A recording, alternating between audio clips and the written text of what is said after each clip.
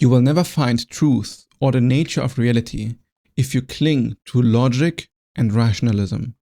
As a deep thinker, sooner or later you will hit a wall with pure rationalism. As long as you don't stop questioning existence itself, you will start to notice that logic cannot define reality the way you want it to. Materialism in this modern Western age has brainwashed you into an over-reliance of science and reason over your own empirical experience. And I understand that this might come off as religious and spiritual superstition, or even some sort of anti-intellectualism. And it's very ironic because it's the same anti-intellectualism that actually converted me from a Christian into an atheist back in the day. But reality is actually much closer to magic than what stone-cold materialism might lead you to believe. Rationality becomes a boundary where very deep thinkers stop questioning. It's very useful if you want to make practical changes to reality, and it's a good lead to understand how you can make the outcomes happen that you want to happen. But for epistemology and truth, you will always be limited by logic if you think it's the only tool that matters. The challenge is that our conceptual frameworks are bound by binary logic. Like when I speak to you, each word is structured in a way that it only exists into opposition of something.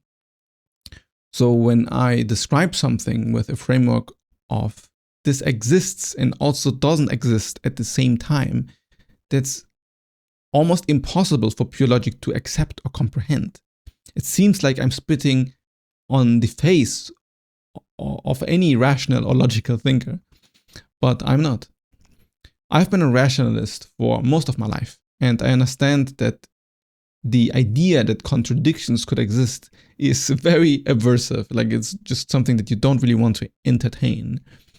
But I'd argue that contradictions are really the ground of reality.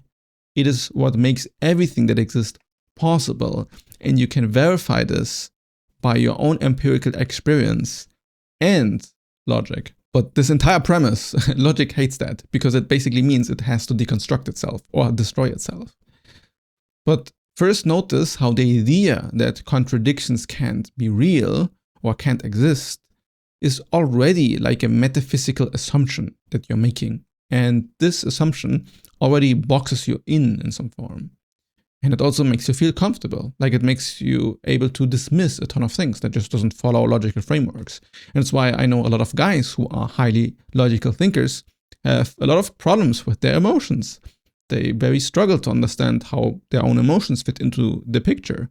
Or it is very common if you are in a relationship with another person and this person doesn't communicate from the same logical frameworks as you do, that there are a lot of conflicts. And I know it from my own personal experience. You feel like always more intelligent than the other person because you are better in communicating what you think, but you're not seeing how your own logic blinds you to an entire dimension of experience that also has validity. Eastern philosophy has long embraced this paradox.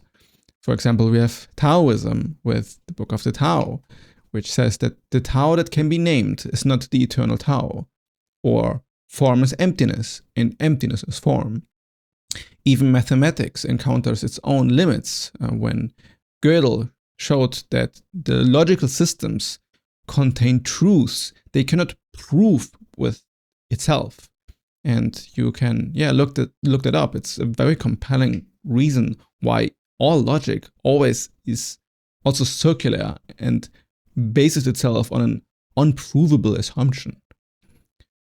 Up only exists through our perception of what down is, and light only exists because of dark, etc. Both exist equally and both are equally real, one enabling the other. Like there's no contradiction there.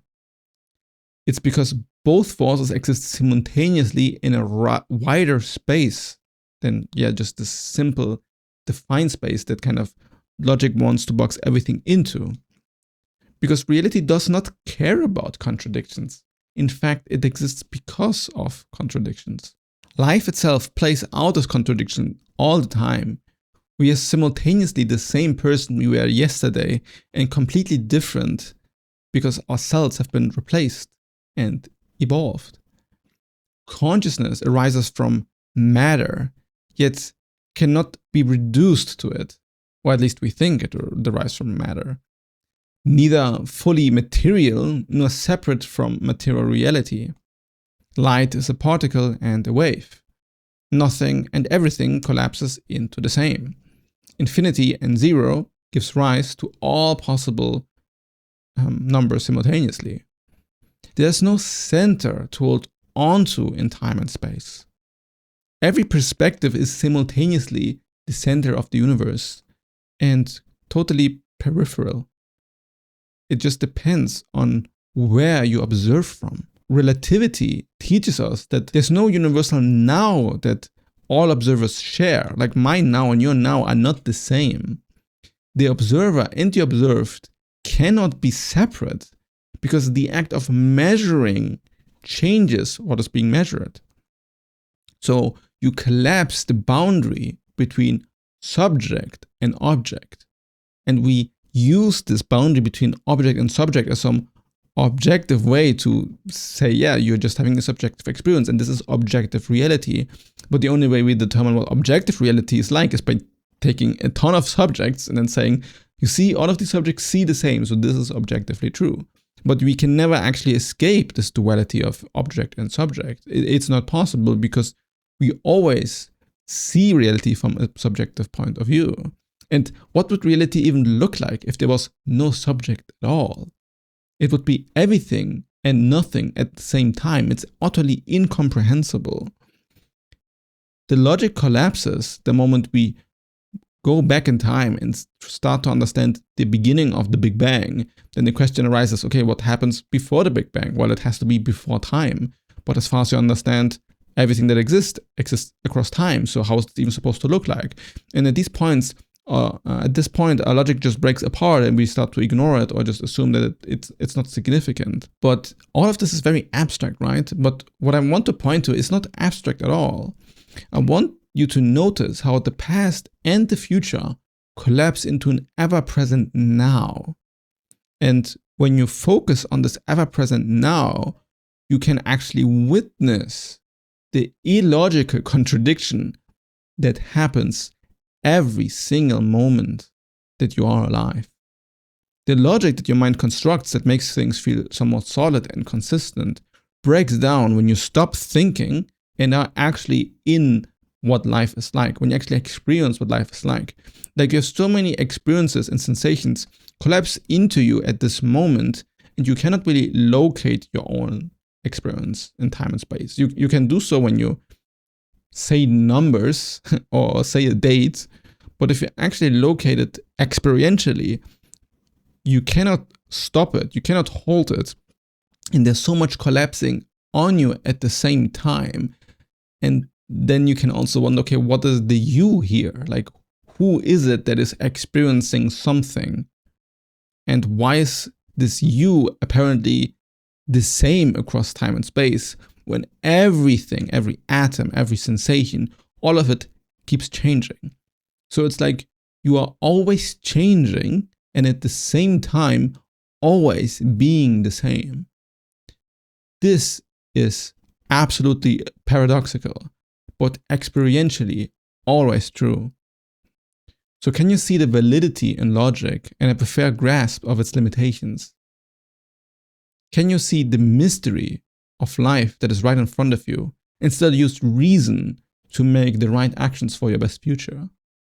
This is where harmony is to be found, in the dissolution of this imaginary dichotomy of true and false, of good and bad, of should and shouldn't. This dissolution is what liberation is like. And to not be bound by logic to control or ignore your intuition, and to not use your intuition to dismiss logical thinking, to dismiss scientific thinking. Harmony emerges by not choosing one side over the other, but by observing the illusion that all separation is causing,